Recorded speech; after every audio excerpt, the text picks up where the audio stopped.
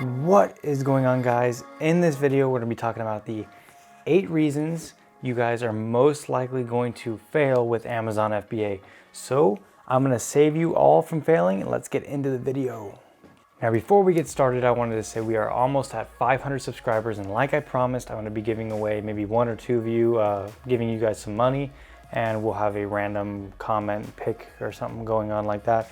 I don't know, but like I promised, I'll give away some money when I hit 500 subs, so keep subscribing and maybe you guys can be one of those people. So I wrote some stuff down and I wrote the 8 reasons why I think people end up failing with Amazon FBA. And I watched a few videos kind of like this one that I'm doing, and I saw that there was a lot of BS responses like, oh, because you give up too easy, stupid, like answers like that, to where they're so broad and they don't help you at all. So I wrote down I wrote down 8 things that actually are real specific things that end up making sellers fail. So number 1 is going to be picking a bad product. Now this is pretty self-explanatory. If you pick a bad product, you're not going to be able to sell it because it's a bad product. Now that is very general, and I don't want to be like those other channels that are very general. So I'm going to break that down for you really quickly. That means we want to not sell an item that's patented. That would make it a bad item because legally we cannot sell it. It's illegal to sell a patented item if the patent is still active and not expired. If you guys don't know how to do that, I'll leave a card up here to how to check if it has a patent. A few other reasons that would make a product bad to sell would be, let's say it is a gated category that we're trying to sell in, and we haven't been ungated in that yet. So that would make us restricted from selling that item, and Amazon can take down our listing and bad stuff will happen. So first, you want to make sure there's no patents. Second, we want to make sure it's not a gated category, or if it is, then we are ungated to sell in that category. If you guys don't know what that is, just look it up. I might have a video on the channel. And the third thing would be if Amazon has the item banned or restricted for whatever reason. We are clearly unable to sell it, and that would make it a bad product to sell. Those 3 things aren't the only things that are going to make a product sellable. So let's just say we get all 3 of these out of the way and our product meets all 3 of these requirements. There's also a lot of other different little criterias that we need to meet with our product to make sure it's going to sell well. For example, we want to make sure our product has a high demand or some sort of demand. Just make sure it has a demand, or else your product's not going to be sellable because nobody's going to want to buy it or nobody's interested in buying it. So that is one key factor that we need to make sure that our potential product idea has, is a good demand, along with a lot of other things such as size and weight based off shipping prices to make it profitable for you, which we're going to talk about in a little bit. And too much to go on in one video. I can talk about criteria in a whole separate video, but just know that product research is very important. If you mess it up, you will fail. If you don't pick the right product, you will end up failing. So product research is extremely important, if not one of the most important things. Number 2 is going to be not launching your product correctly. Now, I see this happen all the time. I see people finding a good product, doing everything correctly, and then they just simply list it on Amazon and expect it to get a ton of sales. But that's impossible. That makes no sense. That's like me trying to sell the TV behind me, and I don't post it anywhere or try to sell it to anyone.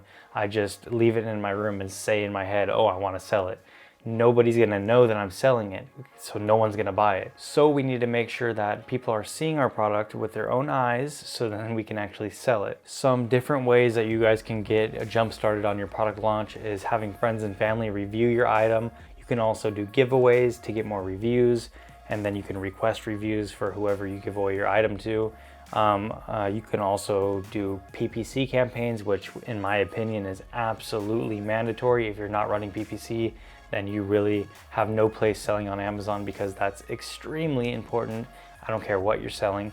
So those are all different factors, along with maybe even you could do Facebook ads, you could do Instagram ads. I don't care, as long as you guys are trying to actually push your product and launch it correctly, then you're gonna be successful. But if not, then nobody's gonna see it. You're gonna be on page 1 million if you're not running PPC or doing giveaways. People like to see social proof. So if your listing has 0 reviews and 0 stars, then no one's gonna believe that it's even possible to buy. whenever I'm on Amazon and I'm scrolling through things to buy, if it has 0 reviews, I'm not even considering it, because I don't know if it's even if it looks like it actually does in the pictures. I don't know if it's even a good quality product because no one's reviewed it. I have no social evidence or proof that it even exists, or that the seller's trustworthy, or that it's a quality product. So you need to make sure you have that good base of reviews to show that social proof to get people to actually buy it. Now, number 3 is going to be profit margins. A lot of people end up selling stupid crap that has the smallest profit margin, that literally they could sell 100 and make like $1, and it's just not worth your time at all. And I see this happening a lot. I see people who come to me and try to compete in different niches that have so much competition, and you can barely squeeze a profit out on your product because everyone else is barely squeezing one out, because they're all competing so hard and trying to run each other out of business. So those products we want to stay away from. Those are not what we're trying to sell in. Also, some products are just not meant to be touched. So cheaper products, like say we want to sell pencils. Pencils obviously aren't going to have huge profit margins unless we're selling them in packs of maybe 100 or 200. And then even if we sell them in packs of 100 or 200, most likely we're not going to be able to get our sourcing costs down to the price that we need it to be in order to even make a margin of profit. So basically we want to find one good item, and we want to not do packs of stuff if we can. We don't want to have to do that. And also we want to make sure that it's not too competitive to where all your competitors are fighting to lower prices and lower prices and lower prices until nobody ends up making money. You also want to make sure that you're accounting for all the different fees and different costs that we're going to be putting up with in order to sell this product. So some people like to imagine what they see on Alibaba or wherever they're sourcing their product is what they're going to be paying.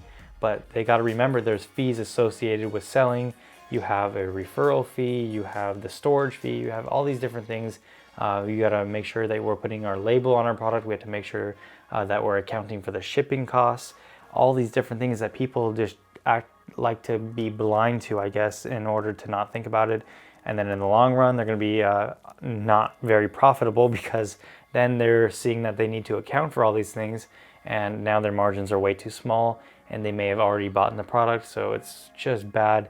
Make sure it's basically preparation. You want to make sure that you're doing the back end work and looking to make sure that we're even going to be able to make money on this product before we go out and make an impulse buy and buy it and get screwed on the whole product. So number 4 is going to be quality and optimized listings. Now, a lot of people don't put a ton of effort or time into this, and this is why they end up failing as well. If you guys want to compete with some of the top sellers, you got to make sure you have a top seller's quality of listing. So we want to make sure that we have optimized titles. We want to make sure we have optimized bullet points, descriptions, and pictures. If one of those things is messed up, then you are dropping your kind of like a respect, or once again, maybe social proof. We're knocking that down a bit to where the buyer isn't going to trust us over the competition.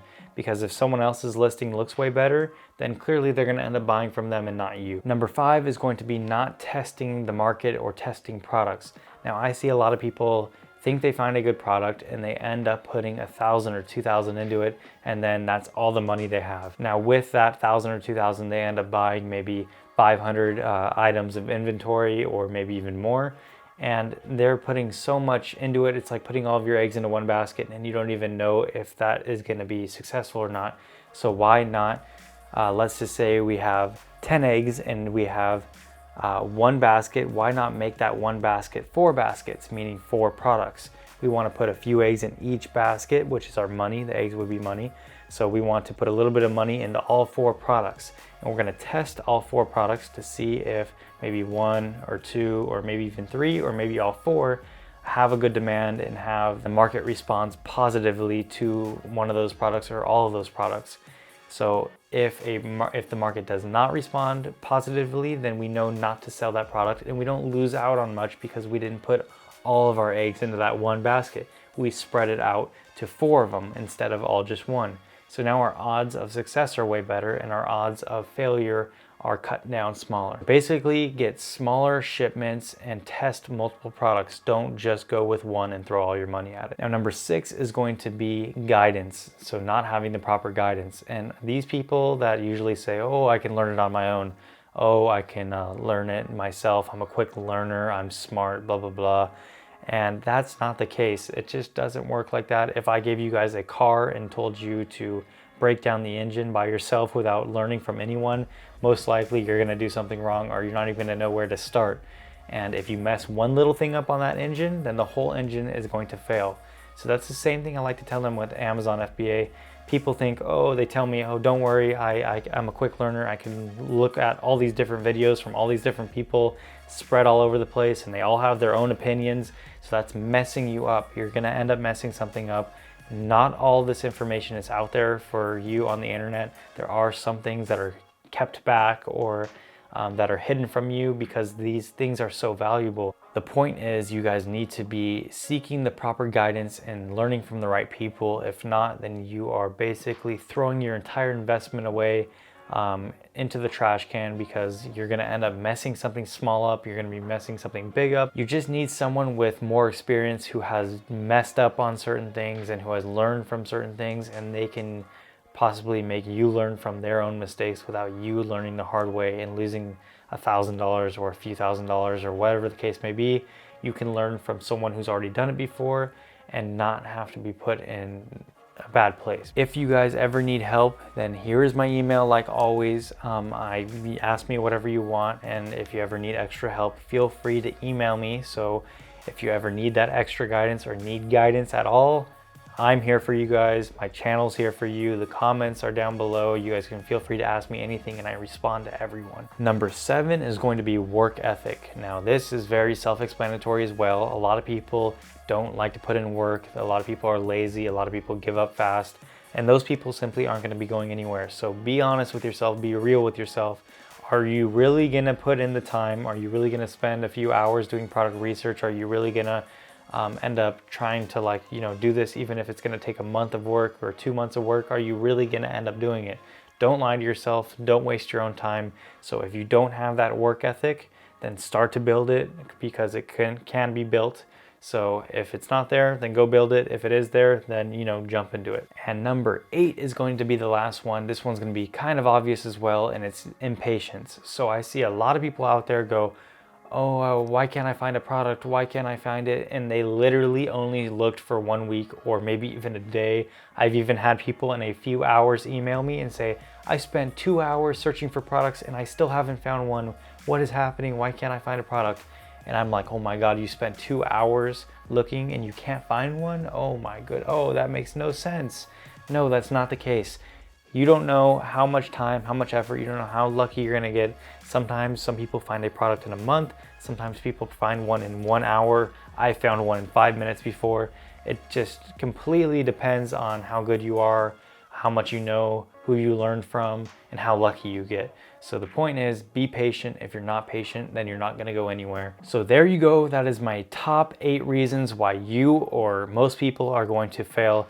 Please listen to everything I said so you don't end up being one of these people. And if you guys ever need help, email me. Feel free to email me, and I will give you a little bit of guidance or a little bit of help or answer whatever question you may have. So that is going to be it for this video. Make sure you guys go down below, click on that like button if you learned anything new, and also don't forget to subscribe to the channel. Turn on the notification bell. Whenever I upload a new video, it will notify you.